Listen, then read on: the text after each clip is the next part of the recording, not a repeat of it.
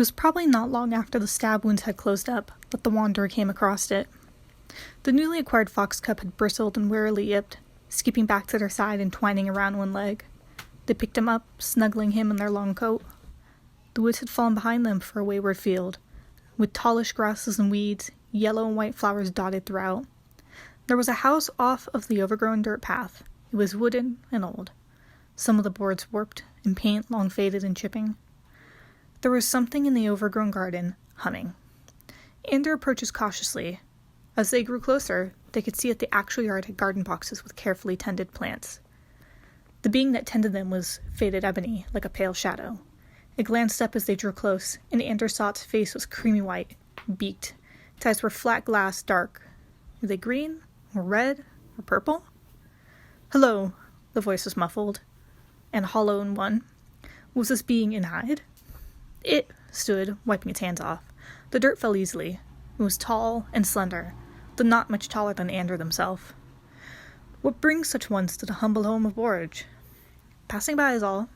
They don't find Borge dangerous, but one never knows.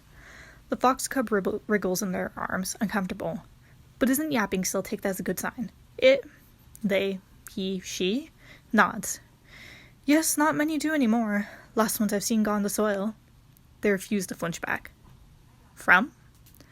It gestures. Came this way, the miasma clinging to them with rotten flies. So sickness. Stares at them, then tilts its head. Perhaps. I did not examine. My tending is merely for my garden. It pauses again and then laughs. You didn't Do not believe that. What a wild thought. Throws back its head, laughing harder. It's not exactly reassuring, but Andrew doesn't hurry to leave either. It calms, wipes out its eyes it cannot reach, and leaves smears of dirt on its mask. Such a wary child. Forgive my surprise, I but garden. Borge makes a sweeping gesture to the flowers.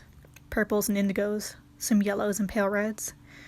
True though, I have found left-out carcasses and used them for my soil so rich, but I am not of mind to kill. Then what do you eat, the plants? They can't help but ask. The fox cub settles down and huffs. It stares once more, then taps its beak. I breathe.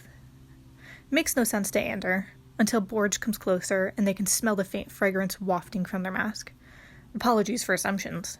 It withdraws back to its garden. No apologies needed, O wanderer.